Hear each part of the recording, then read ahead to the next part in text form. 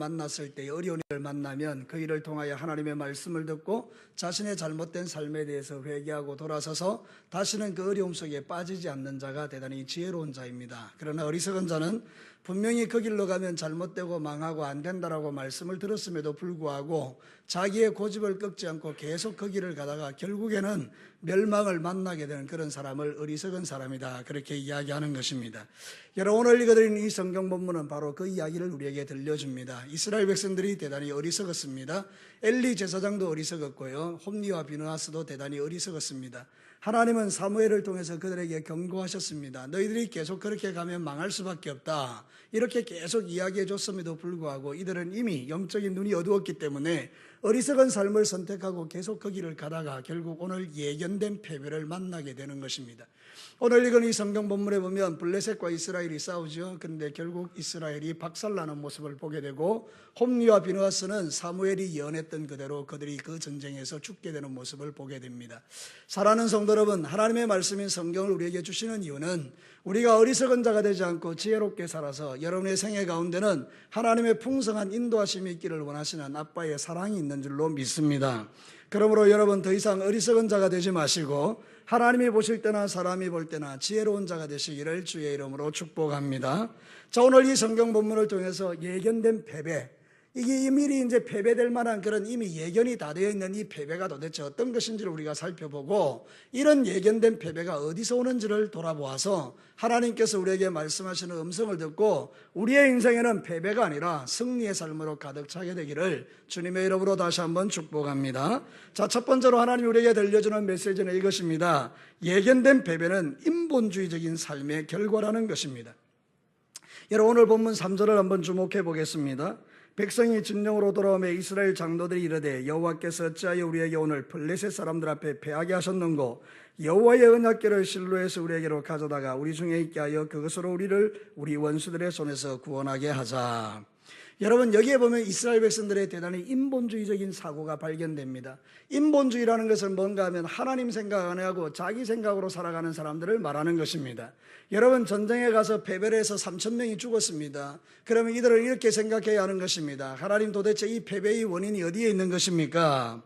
이렇게 생각하고 주님 앞에 자신을 돌아봐야 되는데, 이들은 이렇게 생각한 것입니다. 우리가 패배한 이유는 우리의 죄 때문이 아니고 저 여호와의 법궤를 가져가지 않았기 때문이다, 그래 생각하고 여호와의 법궤를 진영으로 갖다 놓으면 우리에게 승리를 주실 거라고 생각한 것입니다. 사랑하는 성도 여러분, 여호와의 법궤는 그렇게 움직이는 것이 아닙니다. 여러분이 잘 아는 것처럼 이스라엘 백성들이 출애굽할 때 하나님은 그들과 함께하는 증거로 성막을 만드시고 거기에 여호와의 법궤를 두셨습니다. 그리고 영광의 셰키나의 구름을 얹어놓고 구름이 떠오르면 가고 구름이 멈추면 멈추는 것입니다. 여호와의 법궤를 움직이는 것은 하나님의 뜻입니다. 신본주의는 그 구름을 바라보고 하나님이 나에게 뭘 말씀하시는가 그거를 바라보고 따라가야 되는데, 이 사람들은 하나님이 말씀하는 것하고는 상관이 없는 것입니다. 우리가 법궤를 옮기고 우리가 법궤를 가져가고 우리가 법궤를 갖다 놓으면 우리에게 승리를 줄 거라는 철저하게 인본주의인 것입니다. 사랑하는 성도 여러분, 거기에는 하나님의 승리가 주어질 수가 없는 것이죠. 하나님의 음성을 듣지도 않고 하나님의 생각에는 상관도 없고 내 생각대로 내 고집대로 내 뜻대로 살아가는 거기에 어떻게 하나님이 승리를 부을 수 있겠습니까? 인본주의는 뭔가 하면 하나님 생각 안 하는 것입니다. 자기 생각인 것입니다. 성경 출애굽기 40장 36절과 37절에 이렇게 말하죠. 구름이 성막 위에 떠오를 때는 이스라엘 자손이 그 모든 행진하는 길에 앞으로 나아갔고, 그 다음에는 여러분이 한번 읽어보시기 바랍니다. 시작. 구름이 떠오르지 않을 때는 떠오르는 날까지 나아가지 아니하였으며.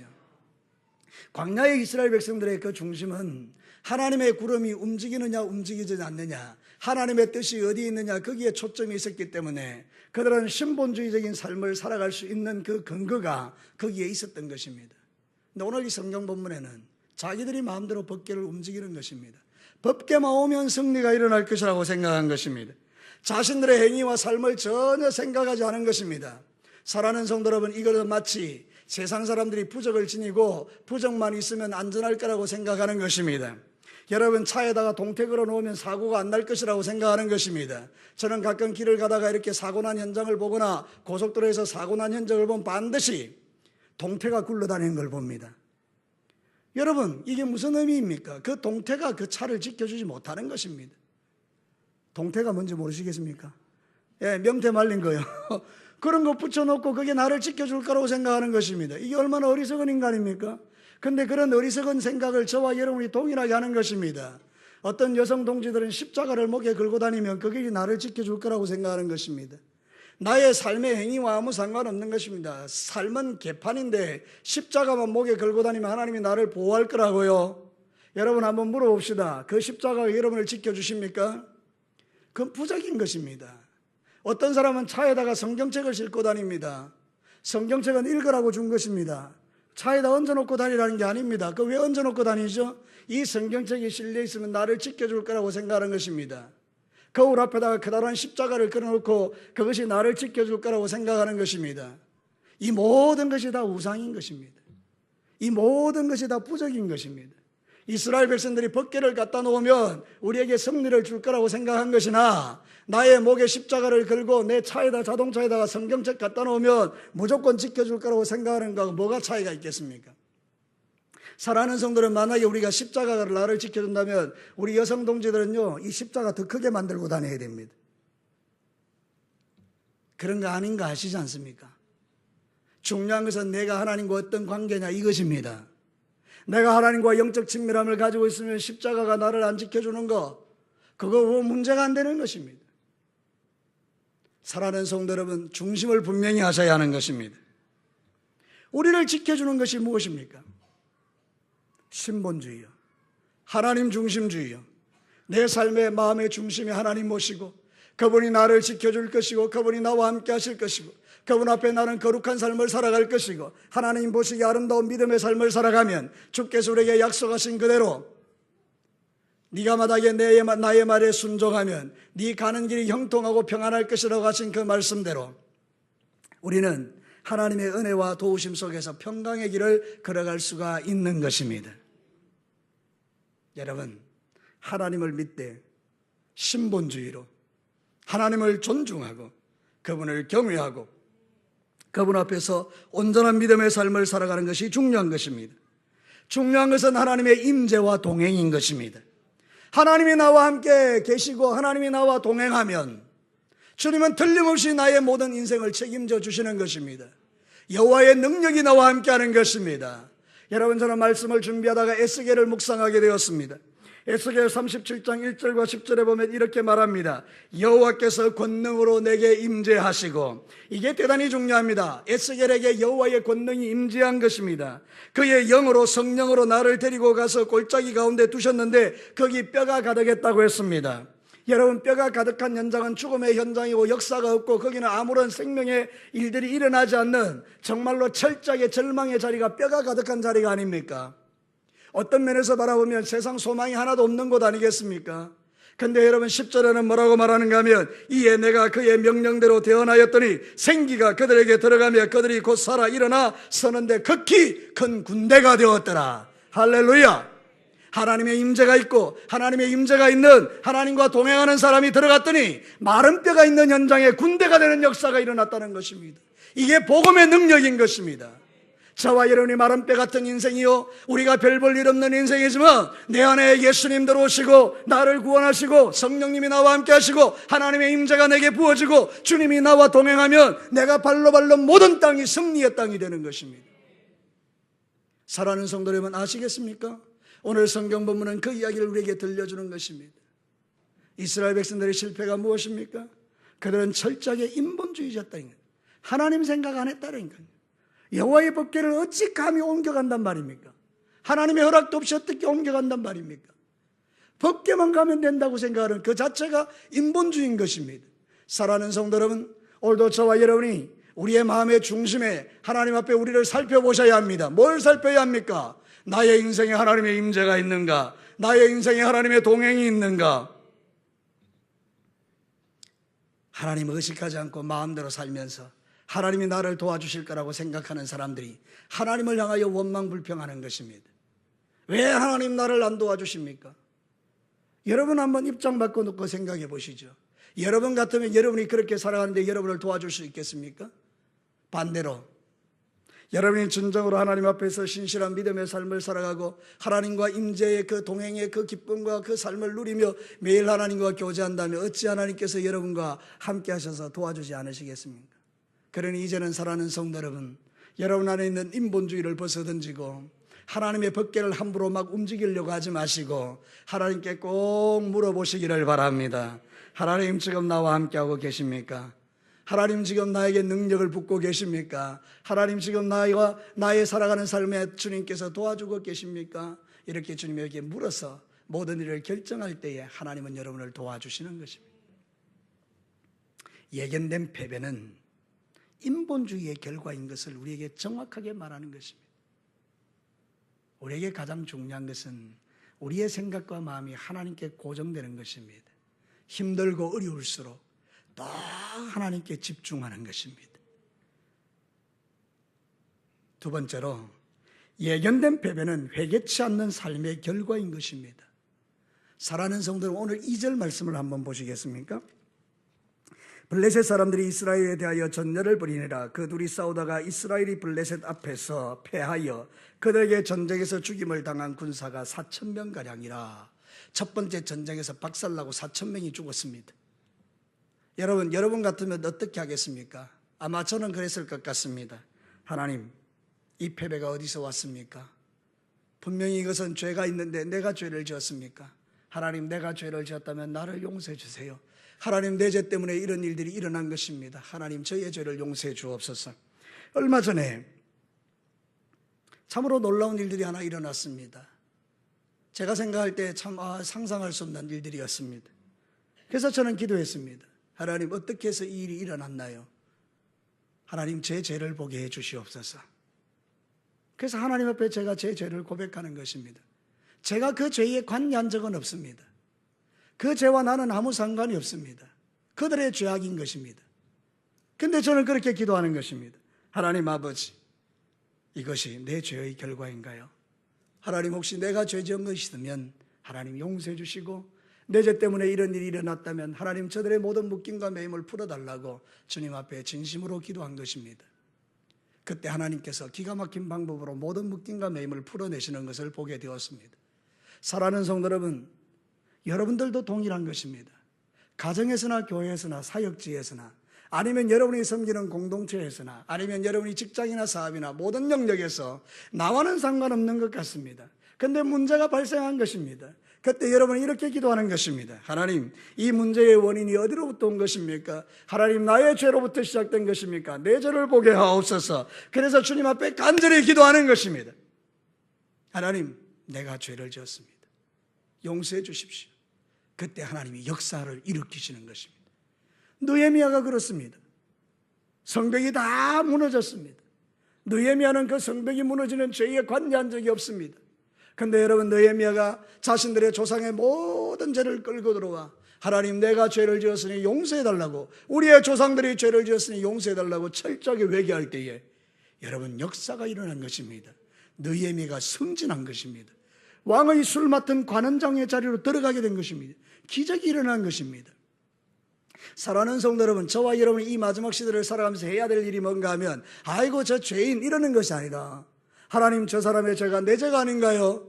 그리고 내가 내 죄를 붙들고 기도하기 시작할 때에 하나님께서는 역사를 일으키시는 것입니다. 오늘 이스라엘 백성들이 그런 액션을 취했어야 하는 것입니다. 하나님, 이런 패배가 어디서 왔습니까? 우리의 죄악 때문입니까? 하나님, 용서해 주십시오. 이스라엘 백성들이 대성통곡하고 눈물을 흘리며 하나님의 도움을 구했다면 여러분, 이 전쟁은 패배로 끝나지 않습니다. 분명히 승리의 역사가 일어나게 되어 있습니다. 나중에 우리가 살피겠지만 미스바의 회개 후에 블레셋을 작살내시는 하나님의 역사가 나옵니다. 이기고 승리하는 것은 하나님의 손에 달려있지 우리에게 있지 않는 것입니다. 우리가 아무리 많은 군사를 거느리고 우리가 아무리 많은 돈을 가지고 있고 우리의 권력이 아무리 크다 할지라도 하나님이 도와주지 않으면 망하는 것이요, 내가 가진 것이 별로 없다 할지라도 하나님이 도와주시면 이기는 것입니다. 여러분, 골리앗을 만난 다윗이 그런 고백을 합니다. 사무엘상 17장 47절에 이런 고백을 합니다. 이스라엘 백성들은 무서워 벌벌 떨고 골리앗은 막 대빵으로 소리를 지르고, 그럴 때에 이 조그만한 꼬마 이 다윗이 밖에 나가서 이런 이야기를 합니다.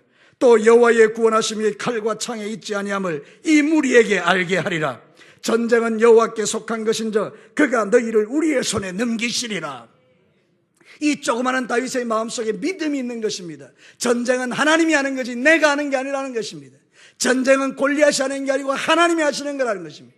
여러분의 전 인생 가운데에 여러분의 삶을 풍성하게 하시는 분은 하나님이요, 여러분의 어려움 가운데 건져주시는 분도 하나님이요, 여러분의 인생을 만들어 가시는 분도 하나님이요, 여러분의 가정에 수없이 묶이고 매임을 풀어내는 것도 하나님이요, 교회에 묶임과 매임을 풀어내는 것도 하나님이요, 여러분의 그 모든 섬기는 기관들과 여러분이 하는 그 모든 일들에 도와주시는 분이 하나님이신 것을 정확하게 믿음으로 고백할 때에 우리는 시시하게 사람 붙들고 싸움하지 않는다 이 말입니다.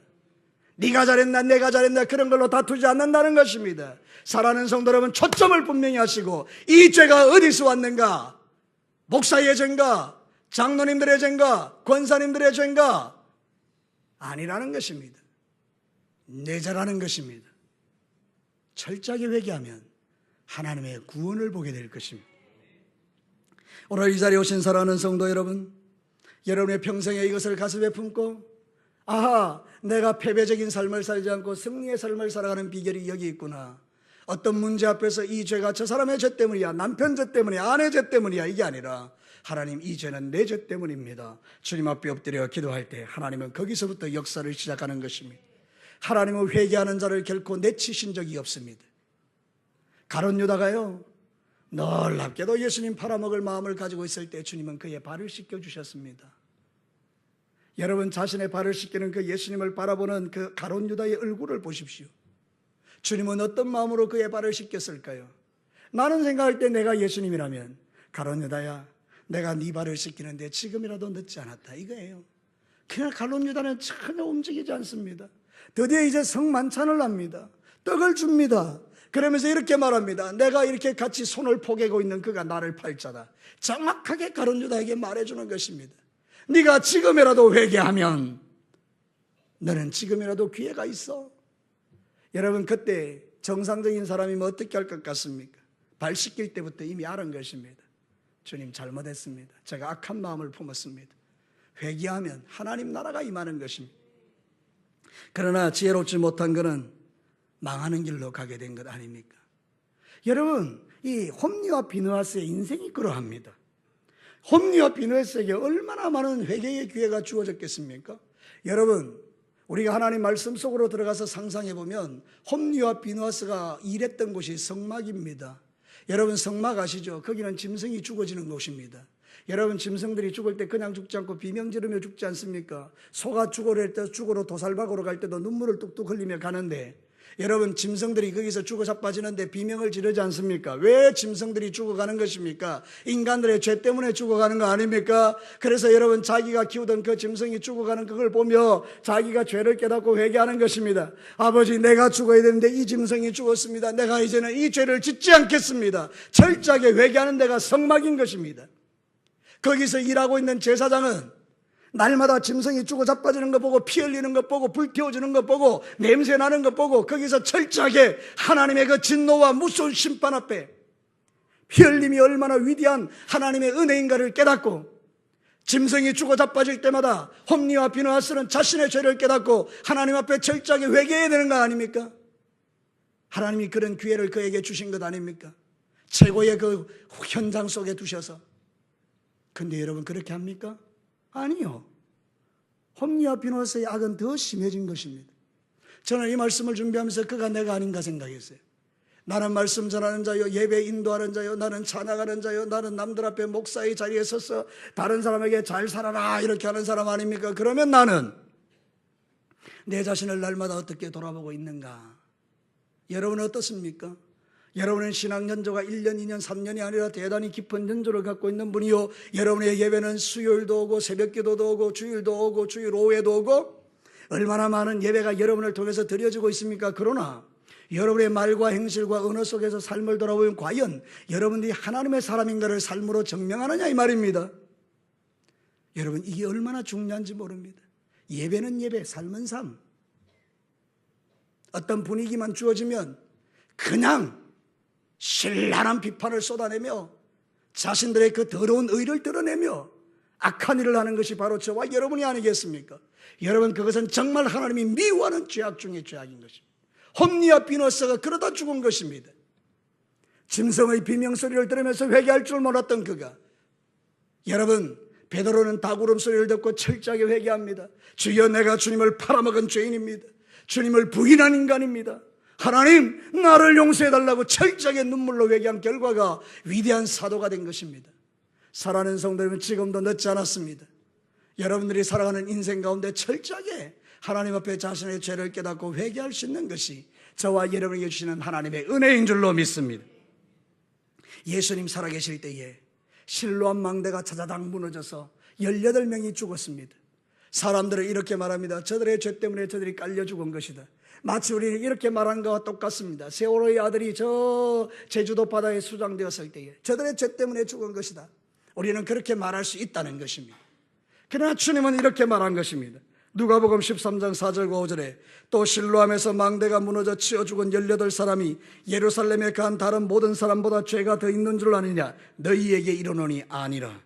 너희도 만일 회개하지 않으면 다 이와 같이 망하리라. 사랑하는 성도 여러분, 예수님이 준엄하게 우리에게 말씀하시는 경고가 들리십니까? 오늘도 저와 여러분이 고개를 들고 끄떡거리고 돌아다니는 게 저들이 아니라 하나님 앞에서 나의 죄를 철저하게 깨닫고 회개해야 우리에게 새로운 소망이 있다는 것입니다. 사랑하는 성도 여러분, 여러분은 정말 하나님 앞에 이 회개의 영성을 잃어버리지 않게 되기를 바랍니다. 다른 사람의 허물이 보이십니까? 그게 내 허물인 것입니다. 다른 사람의 잘못이 보이십니까? 그게 내 잘못인 것입니다. 다른 사람의 그 어리석음이 보이십니까? 내 어리석음인 것입니다. 다른 사람의 연약함이 보이십니까? 그게 나의 연약함인 것입니다. 그래서 하나님 앞에 그것을 붙들고 기도하는 것입니다. 하나님, 저 모습이 내 모습이요, 저의 어리석음이 내 어리석음이요. 그래서 눈물을 흘려 기도할 때 하나님의 새로운 역사가, 새로운 소망이 저의 마음에, 여러분의 마음에 일어나는 것입니다. 사랑하는 성도 여러분, 지혜로운 사람들은 말씀을 듣는 자들이 아닙니다. 지혜로운 자들은 말씀을 듣고 깨달아 삶을 바꾸는 자들입니다. 어리석은 사람은 말씀을 듣기만 하는 사람입니다. 그보다 더 어리석은 사람은 말씀을 들었고 깨달았는데 살지 않는 사람입니다. 안 들리니 안 바꾸는 것은 어쩔 수 없는 거 아닙니까? 들리는데도 깨닫고 안 바꾸는 게 이게 위험한 거 아니겠습니까? 사랑하는 성도는 누가 더 위험한 것입니까? 한번 생각해 보시죠.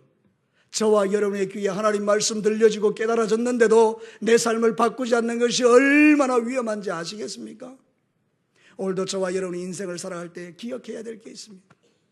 주님은 우리에게 패배의 삶을 살기를 원치 않고 승리의 삶을 살아가기를 원하며, 오늘도 저와 여러분이 그런 죄악에 빠지지 않기를 원하여 저를 통하여 이 말씀을 선포하고 있는 것입니다. 사랑하는 성도는, 이 말씀은 저에게도 주는 말씀이요 여러분에게도 주는 말씀입니다. 그래서 우리는 함께 주님 앞에 기도해야 합니다. 하나님, 내가 죄인입니다. 나를 용서해 주시죠. 회개가 가장 빠른 길입니다. 회개가 가장 빠른 지름길입니다. 여러분의 삶에 회개의 영성이 회복되기를 축복합니다. 다른 사람의 죄를 비판하기는 쉽습니다. 다른 사람이 하는 일을 비판하기는 쉽습니다. 세상에서 제일 쉬운 게 비판입니다. 그러나 비판하는 사람들을 보면요, 행하지 않는 것입니다. 진짜 그 일을 행하는 사람은 비판하지 않습니다. 그렇게 살아가는 사람들은 비판할 수가 없습니다. 왜냐하면 하나님의 은혜가 그 속에 있기 때문입니다. 여러분, 선명하게 분별해 보시죠. 주님의 일을 정말 잘 감당하는 사람들은요, 은혜가 있는 사람들입니다. 은혜가 있는 사람의 특징이 뭔가 하면 비판하지 않는 게 은혜입니다.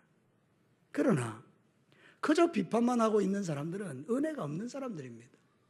은혜가 없는 건 위험한 것입니다. 그러니 사랑하는 성도 여러분, 여러분의 인생 가운데 너무 쉬운 거, 아무나 할 수 있는 거, 비판하는 그런 거 여러분 걷어치우시고, 정말 여러분이 어렵고 힘든 거 십자가 지고 그 길을 걸어가는 거, 그거를 한번 해보시지요. 거기에 하나님의 역사가 일어나는 것입니다. 홈리와 비느하스의 인생의 마지막 결론은 11절입니다. 하나님의 괴는 빼앗겼고 엘리의 두 아들 홈리와 비느하스는 죽임을 당하였더라. 그렇게 많은 기회를 놓치고 그렇게 많은 하나님의 은혜를 뿌리치고 그렇게 많은 짐승의 비명소리를 들으면서도 끄떡하지 않았던 이들은 결국 예견된 패배의 결과로 죽임을 당하는 어리석은 인생들이 되었던 것이죠. 오늘 저와 여러분은 이런 삶을 우리의 생애에 반복할 이유가 1도 없는 사람들입니다. 하나님은 여러분을 사랑하십니다. 그러므로 이 말씀을 듣게 하시는 것입니다. 그래서 여러분의 삶이 이제는 회개로 충만하고, 그래서 하나님 앞에 내 자신을 돌아보고 다른 삶의 죄까지도 나의 죄인 줄 알고 주님 앞에 기도하게 할 때 하나님은 여러분의 그 아름다운 믿음을 보시고 하늘문을 여시고 여러분의 삶에 부어주셔서 여러분을 통하여 놀라운 일을 행하실 줄로 믿습니다. 마지막 세 번째입니다. 예견된 패배는 하나님의 임재가 없는 결과입니다. 자, 오늘 이 말씀을 준비하면서 깜짝 놀란 게 있습니다. 여러분 성경을 한번 보시기를 바랍니다. 8절입니다. 블레셋 사람들이 하나님의 법궤가 들어온 걸 보고 깜짝 놀래고 이런 고백을 합니다. 우리 8절 한번 읽어보겠습니다. 시작. 우리에게 화로다. 누가 우리를 이 능한 신들의 손에서 건지리요. 그들은 광야에서 여러 가지 재앙으로 애굽인을 친 신들이니라. 블레셋 사람들은 알았습니다. 여호와의 법궤의 의미가 뭔지, 애굽의 신들을 치고 승리하신 전능하신 하나님이 오셨다는 것입니다. 그러니 이 사람들은 두려워 떠는 것입니다. 벌벌벌벌 떠는 것입니다. 그런데 여러분, 여호와의 법궤가 왔는데 왜 이스라엘이 패배했습니까? 하나님의 임재가 없었기 때문입니다. 껍데기는 왔는데 핵심이 없는 것입니다. 사랑하는 성도 여러분, 블레셋 사람들은 그래도 그 신이 어떤 신인지를 알기는 알았는데 이스라엘 백성들은 그 전능하신 하나님을 실제로 자신들이 경험하고 체험하고 난 이후에도 그 하나님의 임재하심을 그들은 놓치고 살았던 것입니다. 오늘도 저와 여러분이 정말 중요하게 생각해야 되는 것은 겉이 아닙니다. 우리의 속인 것입니다. 껍데기가 아닙니다. 우리의 속입니다. 우리의 속사람이 날로 강건해져야 하는 것입니다. 우리의 속사람이 성령으로 충만해져야 하는 것입니다. 우리가 드리는 예배에 하나님의 임재가 있어야 하는 것입니다. 우리가 드리는 예배 속에 정말로 철저한 회개와 우리가 드리는 예배 속에서 구원의 확신과 우리가 드리는 예배 속에서 구원의 즐거움과 내가 얼마나 완악한 죄인인데 하나님이 나에게 베푸시는 이 구원의 은혜가 얼마나 큰가를 예배 때마다 경험하고 체험하고 그 좋으신 하나님이 나의 하나님이 되어야만 여러분에게 소망이 있는 것입니다. 껍데기만 와 있는 것이 하나님 나라가 아닌 것입니다. 사랑하는 성도 여러분, 여러분이 누구에게 선물을 받았습니다. 칼라 텔레비전 전 500인치짜리를 받았다고 합시다. 근데 여러분이 껍데기인 것입니다. 그 안에 텔레비전이 없는 것입니다. 그것처럼 허망한 일이 어디 있습니까? 사랑하는 성도 여러분, 우리의 신앙이 그럴 수 있다는 거잖아요. 나는 하나님이 있는 줄 알았는데 어느 날 보니 껍데기인 것입니다.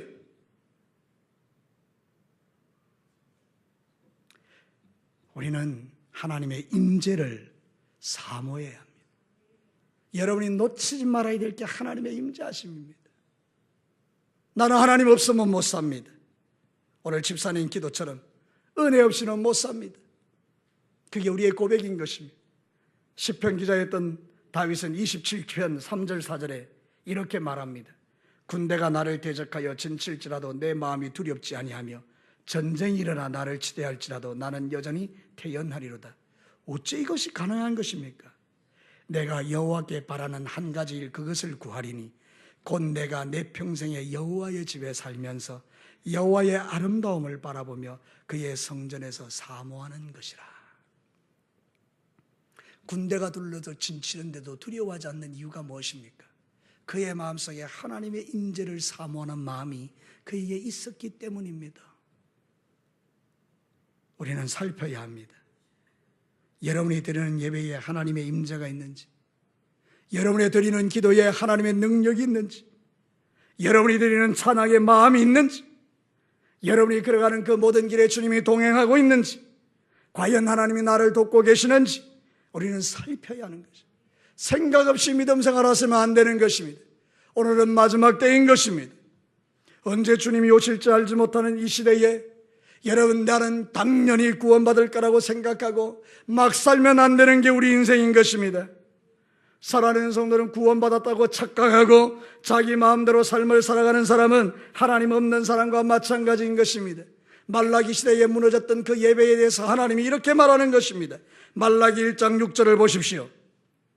내 이름을 멸시하는 제사장들아, 나 만군의 여호와가 너희에게 이르기를 아들은 그 아버지를 종은 그 주인을 공경하나니 내가 아버지일진데 나를 공경함이 어디에 있느냐? 내가 주인일진데 나를 두려워함이 어디 있느냐 하나 너희는 이르기를 우리가 어떻게 주의 이름을 멸시하였는가 하나이다. 여러분, 이게 바로 오늘 이 시대의 저와 여러분의 믿음이라는 것입니다. 하나님은 우리에게 말합니다. 너 예배가 왜 그러냐? 너 찬송이 왜 그러냐? 너의 기도가 왜 그러냐? 왜 알맹이가 없느냐? 우리는 이렇게 말하는 것입니다. 내가 얼마나 대단한 신앙인데요, 내가 얼마나 주님 앞에 예배를 잘 드리는데요, 우리가 언제 주님을 멸시했는데요, 이러는 것입니다. 사랑하는 성도 여러분, 솔직하게 한번 말해보시죠. 저에게, 여러분에게 도전하시는 하나님의 음성 앞에 내 예배가 얼마나 진실한가? 나는 하나님의 임재를 경험하는가? 오늘 이 마지막 시대에 수많은 예배와 수많은 기도와 수많은 찬양과 수많은 헌신을 드리지만 마음이 없는 예배, 마음이 없는 찬양, 마음이 없는 임재, 마음이 없는 것 얼마나 많은지 모릅니다. 하나님의 임재가 없는 예배, 하나님이 받지 않는 기도, 하나님이 싫어하는 헌신, 모양만 성도고 직분자지 실제로는 전혀 하나님과 상관없는 삶을 살아가는 수많은 사람들이 이 땅에 얼마나 많은지 모릅니다. 그러나 여러분, 지금이라도 이 말씀을 듣고 저와 여러분이 하나님께 돌이켜서 하나님, 내 생애에 한 번이라도 하나님의 임재가 있는 예배를 드리기를 원하고, 내 생애에 한 번이라도 내 기도가 능력 있는 기도가 되기를 원하고, 내 생애에 한 번이라도 주님, 하나님 경험하는 예배를 드리기를 원합니다.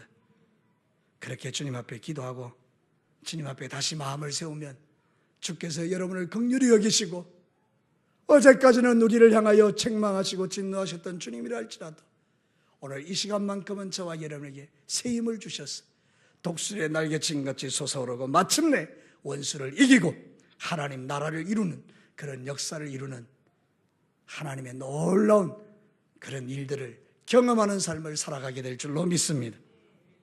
사랑하는 성도 여러분, 말씀을 정리해 봅시다. 오늘 이 성경 본문을 통해서 이 이스라엘 백성들의 모습 속에서 내가 보이지 않습니까? 저는 말씀을 준비하면서 제 자신의 모습이 참 많이 보이는 것을 봅니다. 하나님과 상관없는 인본주의, 회개하지 않는 마음, 하나님의 임재가 없는 삶, 그러면서도 마치 우리는 마땅히 하나님이 나를 사랑하는 줄 알고 그렇게 살아가는 내 모습이 오늘 저와 여러분의 모습이라면 주님이 탄식하시는 것입니다. 사랑하는 성도 여러분, 이제 우리 이런 삶을 끊어내고 다시 한번 마음을 새롭게 하여 변화를 받아 하나님이 기뻐하는 예배를 드리고 여러분의 삶에 날마다 승리의 삶이 일어나는 그런 멋진 인생을 살아내시기를 주님의 이름으로 축복합니다.